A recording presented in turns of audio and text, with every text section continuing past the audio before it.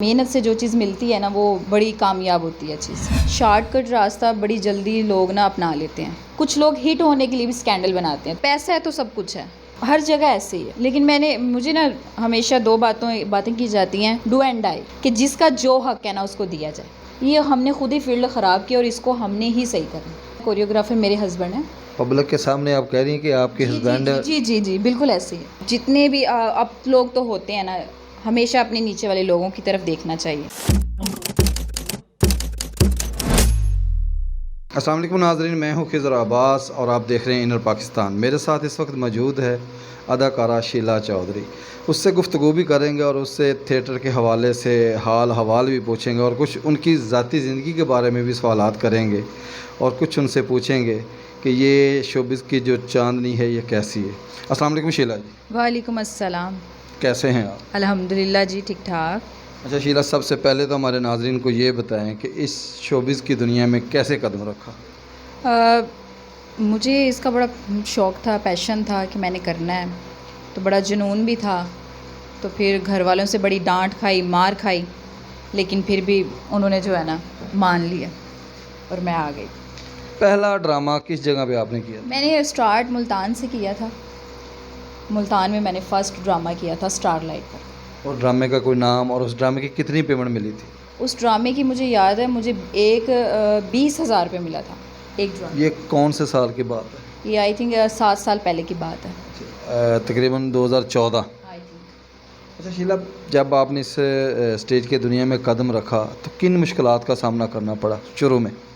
मुश्किलात तो बहुत ज़्यादा थी इसमें, मतलब आसान रास्ता भी था और जो है मुश्किल रास्ता भी था। वो मेरे ऊपर डिपेंड करता था कि मैं कौन सा रास्ता चूज़ करती हूँ। लेकिन वो कहते हैं ना, जो मतलब कि मेहनत से जो चीज़ मिलती है ना वो बड़ी कामयाब होती है चीज़।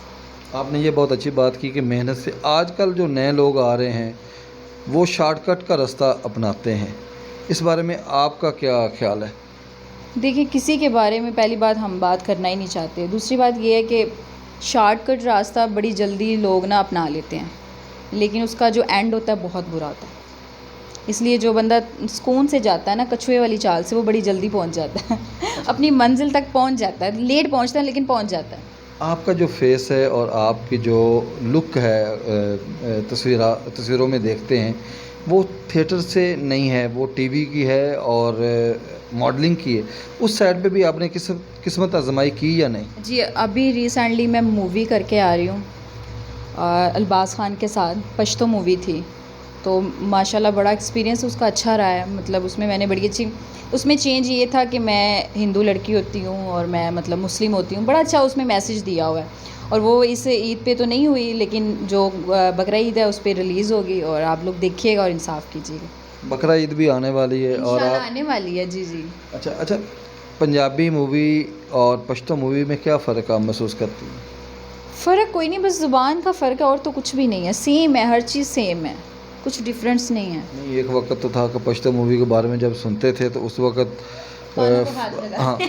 मैं आपकी बात, कानों को हाथ, लेकिन कुछ चीज़ें जो है ना वो वक्त के साथ साथ चेंज हो गई हैं। लोगों को ये लगा लें कि उनको थोड़ी सी अक्ल आ गई है। अच्छा शीला, आपके भी कुछ स्कैंडल बने? आपके सामने है, आपने कभी खबर लगाई है मेरी? हम तो दोस्ती में भी आके कई खबरें हैं जो देखिए, इस फील्ड में ज़रूरी नहीं होता स्कैंडल जिसका बनता है वो बंदा ख़राब होता है। कुछ लोग हिट होने के लिए भी स्कैंडल बनाते हैं ताकि इसमें जिस लड़की की गलत रिप्यूट होगी वही हिट होगी। शुक्र अल्हम्दुलिल्लाह अभी तक मेरा बना नहीं स्कैंडल, लेकिन लोग बना देते हैं। वो लोगों की अपनी मर्ज़ी है, बनाते हैं, जितने मर्ज़ी बना लें, 100 बना लें, 50 बना लें। फील्ड जो ऐसी है, क्या कर सकता है बंदा। अच्छा, इस फील्ड को गलत नज़र से क्यों देखा जाता है? अक्सर फैमिली में जिक्र आता है तो वो इससे हटते हैं। अब टीवी वालों के पास जाए ना तो वो कहते हैं जी कि हमें थिएटर की लड़की जिसके ऊपर थिएटर का स्टैंप लगी हो ना, वो लड़की हम ड्रामे में नहीं रखेंगे। इसकी क्या वजह है? हमारे मुआशरे के कुछ ऐसे लोग हैं कि अब हम लोग फैमिलीज़ में जाके, अपने घर में जाके टीवी लगाते हैं ना, तो लड़कियों ने, इंडियंस लड़कियों ने बिकनीज़ पहनी होती है और हमारे बच्चे भी बैठे होते हैं और हम इजीली सुकून से देख रहे होते हैं कि यार वो ना चैनल चेंज हो रहा होता है ना कुछ भी। और जहाँ पे स्टेज बंदा भी बोल रहा होगा वो काट दो, बच्चे साढ़े बैठे हैं, फैमिली बैठी। इसलिए कि देखें हर चीज़, अब हम इंडिया के मतलब वो डांस को बड़ा ही एक अच्छे लेवल का समझते हैं। डांस को लोग देखते हैं, उसके बल्कि आर्ट उसकी क्लासेस लेते हैं। यहाँ पे घर से जैसे मतलब कि एक्टर सोई हुई है वैसे ही थिएटर में आ जाएगी, ना उसको अपनी फ़िक्र है कि यार मैं थोड़ी सी अगर फ़िट हो जाऊँ तो मैं स्टेज पर अच्छी लगूँगी। हेल्दी जितना होगा, आप देख लें कि कोई भी हमें आज तक अपनी, अब जो हमारी कराची में मूवीज़ बन रही हैं, कोई हमें हेल्दी लड़की नज़र नहीं आ रही। आप अपनी फिटनेस के लिए क्या करती हैं, क्योंकि आप बड़ी स्लिम एंड स्मार्ट हैं। मैं तो अभी बड़ी लेज़ी हो गई इस मामले में। अभी मैंने रिसेंटली मुझे 15 दिन हुए होंगे मैंने दोबारा से जिम जॉइन किया। वॉक, जिम, डाइट, कोई हेल्दी खाना है उसको देख कर सोचना है कि खाऊं कि ना। आपने कुछ ऐसे थिएटर में भी काम किया जहाँ पे थोड़ा सा वल्गरपन भी होता था, और ऐसे थिएटर में भी काम किया जहाँ पे आप वो लाचा कुर्ता भी नहीं, मैंने है। उस टाइम पे तो नहीं काम किया जब ये चीज़ें, हमारा ये देख लेना 7 साल पहले किसका टाइम था। उस टाइम में मैं आई थी और अल्हम्दुलिल्लाह के मुल्तान में ड्रामे चलते थे और यहाँ पे पट्टी लगती थी ब्लैक कलर की, मुझे अभी भी याद है। लोग कहते थे वो सेंसर वाले बैठे हुए हैं, ब्लैक पट्टी जो है ना वो लाजमी लगा के जाएँ। मैं उस टाइम क्या आई, पहले पता नहीं लोगों ने क्या कुछ किया क्या नहीं, हम किसी के बारे में कोई बात नहीं कर सकते। सेंसर वालों की बात आई है तो सेंसर का सिस्टम कितना अच्छा है और उसमें कोई इम्प्रूवमेंट होनी चाहिए या नहीं आपकी नज़र में? सर असल में ना सेंसर का मैं आपको ये कह सकती हूँ कि अभी रिसेंटली जिस भी थिएटर में जाते हैं ना वो पहले कहते हैं जी आपकी सेंसर है। बड़ी हमारी बिग स्टार जितनी भी हैं इनके लिए मतलब सेंसर जाते हैं, सॉन्ग का प्रॉब्लम नहीं होता, लेकिन हमारे लिए वो इशू होता है कि जी आप ये सॉन्ग नहीं कर सकते। और वही हमें पता लगता है कि वो सॉन्ग जो है ना 1 वीक पहले चल चुका है। इसका आप किसको कहती हैं कि इसके ज़िम्मेदार प्रोड्यूसर है, डायरेक्टर है, या जो कि थिएटर को मॉनिटरिंग करने वाली टीमें हैं? मैं आपको सिंपल सी एक बात, पैसा है तो सब कुछ है। आपका कहने का मतलब कि अगर आपके पास पैसा है तो आप मॉनिटरिंग टीमों के साथ भी अपना गाना तो उनको ये होता है, ऐसा है ना। हमारे कितने सारे मतलब आउटडोर में जितने भी हैं सेंसर वाले, तो वो हम कहते हैं ना कि ये ड्रेस में ये ऑब्जेक्शन आ रहा है तो वो जाके साइड पे जी आप कर दें, आपको हम ये वो तो कहते हैं इजीली हम आउटडोर में। जी बिल्कुल। लाहौर में ऐसा नहीं है? लाहौर में नहीं, ऐसा नहीं है, खैर होगा लेकिन अभी तक ऐसा कभी नज़र नहीं सामने आया नहीं आया आपको। जी।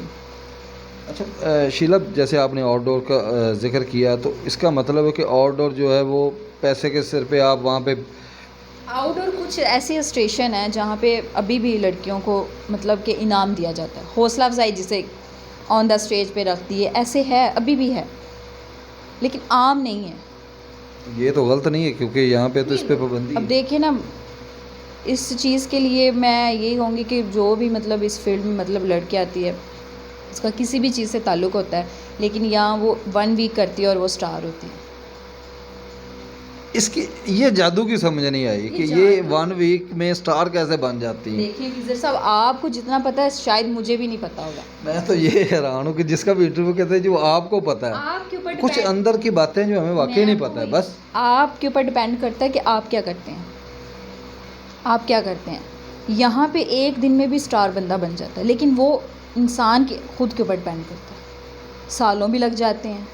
शीला को 7 साल हो गए, लेकिन ये जिस लेवल पे थी उसी लेवल पे जा रही है, या ना नीचे हुई है ना ऊपर हुई है। नहीं, इसकी क्या वजह है? मैं एक बात बताऊँ, मुल्तान से मैं यहाँ पहले मैंने आउटडोर ड्रामे किए, मैं आउटडोर की पब्लिक लाहौर में लेकर आई, गुजरांवाला, साहिवाल, फैसलाबाद, यहाँ तक कि सादकाबाद, रहीम यार ख़ान, ये सब स्टेशनों पे मैंने टाइम गुजारा है, मैंने पीरियड गुजारा हुआ है। ये सब थिएटरों की मैं पब्लिक लेकर आई, फिर मैंने लाहौर में काम किया, अल्हम्दुलिल्लाह आपके सामने। लाहौर में आपको कितना अर्सा हो गया काम किए हुए? लाहौर में मुझे अभी 3-4 साल हो गए हैं। 3-4। लाहौर में लेग पुलिंग जिसको हम कहते हैं कि एक दूसरे की टांगें खींचना, आगे ना बढ़ने देना, ये सिस्टम ज़्यादा है या आउटडोर में ये ज़्यादा है? हर जगह ऐसे ही है, हर ज़्यादा जगह। कहाँ पे? देखिए जहाँ भी मतलब एक लड़की अरसा दराज से काम करती है और दूसरी आती है तो वो कहती है जी मैं इसको, तो वो कभी इस चीज़ को बर्दाश्त ही नहीं करती कि मेरा एक टाइम गुजरा है। अभी आप देखेंगे मैं कैबिन में यहाँ तक अभी हमारे साथ मैडम साइमा कर रही है, आफरीन परी जी कर रही हैं, लेकिन सिर्फ एक जाते हुए एंट्री पे दुआ सलाम होती है तो अपने कैबिन में। कभी आपके साथ ऐसा हुआ है कि आपको अपना सेकंड हाफ या हाफ पे गाना कर रहे हैं, एक कोई नई लड़की आती है वो आके प्रोड्यूसर या डायरेक्टर या कोई अपना कोई तीसरा रेफरेंस लड़ाती है और आपको मेन से सेकंड मेन या तीसरे नंबर पे ले आती है, ऐसा कभी हुआ है? ऐसा हुआ है, लेकिन मुझे ना हमेशा दो बातें की जाती हैं, डू एंड डाई, करो या मरो। वो हम क्या करते हैं कि हम ड्रामा छोड़ देते हैं। अक्सर हमारी जिस भी स्टेशन पर बिगड़ी है ना, सिर्फ इसी बात कि जिसका जो हक है ना उसको दिया जाए। तो क्यों नहीं देते वो हक? जो लोग उनको करते हैं उनको क्यों नहीं अकल है कि यार एक बंदे ने मैं कुछ लड़कियों की लिमिट्स हैं, वो उसको नहीं क्रॉस कर सकती। लोग कहते हैं, मजबूर करते हैं, ब्लैकमेल करते हैं कि उसको क्रॉस करो, लेकिन इंसान का ये होता है कि इंसान उस जगह को देखकर वहाँ से किनारा कशी कर ले। आपके साथ भी कभी ऐसा हुआ कि किसी डायरेक्टर ने या प्रोड्यूसर ने आपको ब्लैकमेल करने की कोशिश की हो? अभी मेरा रिसेंटली, आप लोगों को भी पता है कि वाक़या हुआ था कोट अब्दुल मालिक में।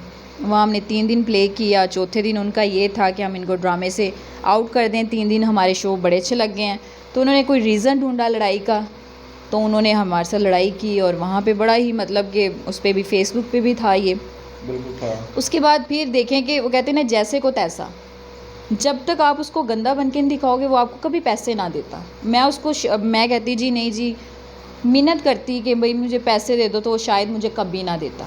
उसने माजरत भी की और उसने पैसे भी दिए। ये तो उसके अलावा किसी थिएटर में कोई? खैर उसके अलावा होती रहती है प्रोड्यूसरों के साथ, कभी ऊपर कभी नीचे, कभी ये कभी वो।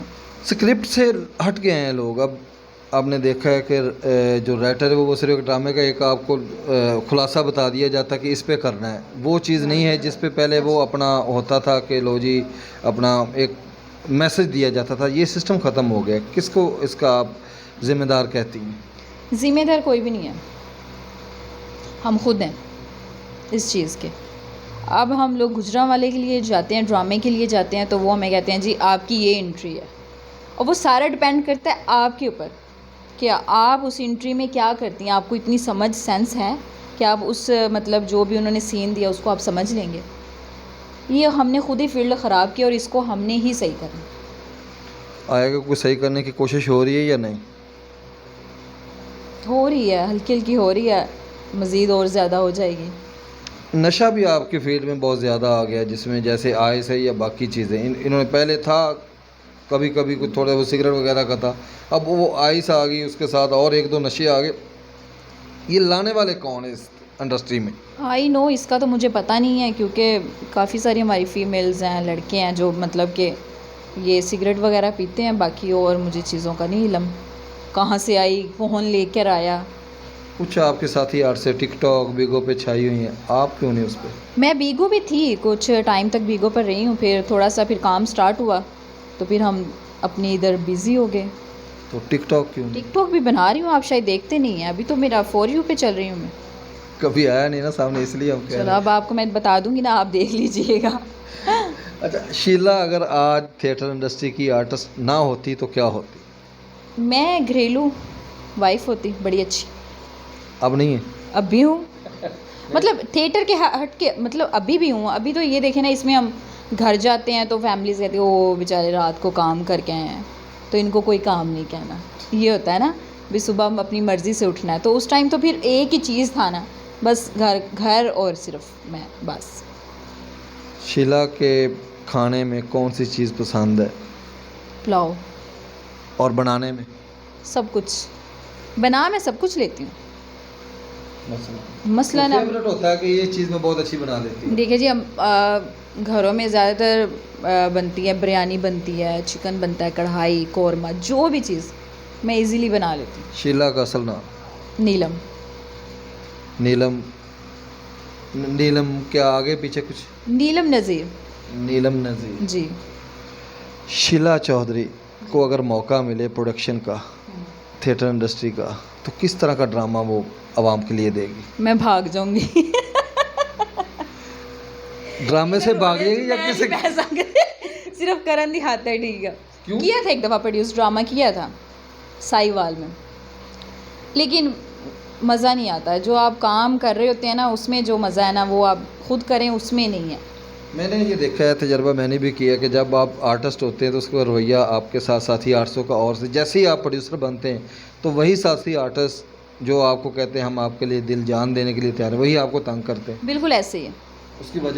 उसकी वजह ये है कि बेदीद हो जाते हैं पैसों के मामले में। नहीं, पैसे रखते तो नहीं है आप? नहीं रखते तो नहीं है, लेकिन लोगों को ये होता है कि यार ये देखिए हमारे साथ जो है ना मतलब गलत हो रहा है, या ये प्रोड्यूसर बन गए हैं, या इनके पास कोई पैसे आ गए हैं, तो फिर इस वजह से। शीला चौधरी को हुकूमत का मौका मिले, वो वज़ीर आज़म पाकिस्तान बने और उसको चांस मिले थिएटर इंडस्ट्री को ठीक करने के लिए, तो वो कौन से इक़दामात करेगी कि मैं थिएटर इंडस्ट्री में ये इक़दामात करेंगी जिससे बेहतरी आएगी? अभी रिसेंटली जैसे कोरोना गुजरा है, सफ़ेद पोश लोगों के लिए बड़ी प्रॉब्लम्स थी, क्योंकि वो किसी के आगे हाथ नहीं फैला सकते थे, क्योंकि गरीब जो मांगने वाला वो तो ऑटोमेटिकली मांग ही रहा है ना। वो तो मतलब आप किसी भी सड़क पे चले जाएं, कहीं भी चले जाएं, दरबार पे चले जाएं, वो मांग ही रहा है। सफ़ेद पोश लोगों के लिए कुछ भी नहीं था, यकीन माने। तो मैं तो यही कहना चाहूँगी कि जिस तरह ये पिछले दिनों में हुआ है हमारे एक्टरों के साथ, जो हमारे नीचे लेवल वाले एक्टर थे जो बेचारे बड़े परेशान हुए, यहाँ तक कि उन्होंने छोटे छोटे ढाबे भी लगा लिए हैं, छोटी छोटी रेहड़ियाँ भी लगा ली हैं, उनके बारे में सोचना चाहिए। यहाँ पे आपके साथी आर्टिस्ट जब थिएटर में होते हैं तो बड़ी अच्छी ज़िंदगी गुजार रहे होते हैं, लेकिन जब वो थिएटर से दूर होते हैं या उनकी उम्र हो जाती है तो वो एक गरीबी के निचले लेवल पे चले जाते हैं। इसकी क्या वजह है? आपके पेमेंट वो बहुत ज़्यादा लेते हैं। देखिए, जब बंदा मतलब कि यंग होता है, जब वो उसको पता होता है कि मैं 4 पैसे कमा रहा हूँ, तब उसको होश नहीं होती, वो उड़ाता है कि यार मैं ये भी कर लूँ, ये भी कर लूँ, लेकिन उसको पता नहीं होता कि ये जो आज ये 4 दिन की चांदनी है ना, ये कल अंधेरी रात होने वाली है। वल्गर कराने में किसका हाथ समझती हैं आप? कोरियोग्राफर का, डायरेक्टर का या प्रोड्यूसर का? नहीं, मैं किसी का भी नहीं कहूँगी। क्यों? फिर आप खुद करती हैं? नहीं, खुद तो नहीं करते। कई आर्ट से हैं नहीं, बात ये है कि ना प्रोड्यूसर ना, देखें आप जो कहेंगे, जो लेकर आएंगे वही पब्लिक लेगी। आप मना करते हैं कोरियोग्राफर को, प्रोड्यूसर को कह दें कि हमने ये काम नहीं करना, डायरेक्टर को कह दें। मैंने खुद एक प्रोड्यूसर कोरियोग्राफर को ये कहते सुना, आपने ये वाला स्टेप ऐसे करना है, तो इस पे आपको क्लैप ज़्यादा होगा। कोरियोग्राफर नहीं है वो, कोरियोग्राफर नहीं, वो कुछ और है। आप किस कोरियोग्राफर से सीखती हैं? मैं कोरियोग्राफर मेरे हस्बैंड हैं, लकी शाह। पब्लिक के सामने आप कह रही हैं कि आपके हस्बैंड? जी जी जी, बिल्कुल ऐसे ही। यहाँ पे तो छुपाते हैं, रिश्ते किए हुए, शादी की हुई, बच्चे हुए हैं, वो कहते हैं जी हम तो अनमैरिड। छुपाने का क्या फ़ायदा जब आपने मतलब किसी से मतलब छुपाने का क्या फ़ायदा? कल को अगर आपको पता चले तो फिर क्या उसका होगा? तो जो बंदा है सामने वही होना चाहिए। आपकी बहादुरी देख के हैरान हूं कि यहाँ पे लोग छुपाते हैं। आपको पता है ना कि इस फील्ड में लोग इस रिश्ते को छुपाते हैं। मतलब ये हस्बैंड तो एक साइड पे रह गए ना, मेरे बहुत अच्छे दोस्त हैं, मेरी हर चीज़ में उनका अमल दखल होता है। मैं कोई भी काम करने से पहले उनसे पूछती हूँ कि कल को उनको पता चले कि ये काम नहीं हुआ तो वो गलत बात है, क्योंकि वो मेरा हमसफ़र है, हमने लव मैरिज की हुई है। ये लव मैरिज वाली थोड़ी सी कहानी सुना दें, क्योंकि टाइम भी बहुत ज़्यादा होता जा रहा है, आपने एंट्री पे भी जाना है। आपकी लव मैरिज कैसे हुई, बस इस पे हम क्लोज़ करेंगे। फिर एक इवेंट था, तो मतलब वहाँ पे ये परफॉर्म ग्रुप के थ्रू ना मतलब करने के लिए आए, तो हमारी फैमिलीज़ की शादी थी, तो वहाँ पे आए और मैंने इनको देखा, तो फिर उसके बाद हमारी कहानी स्टार्ट होगी। फिर उसके बाद अब चल रही है धीरे धीरे। वो घर रिश्ता लेकर आए थे या नहीं? वो घर रिश्ता लेकर आए थे। हमारे नाज़रीन के लिए, अपने चाहने वालों के लिए क्या मैसेज देंगी?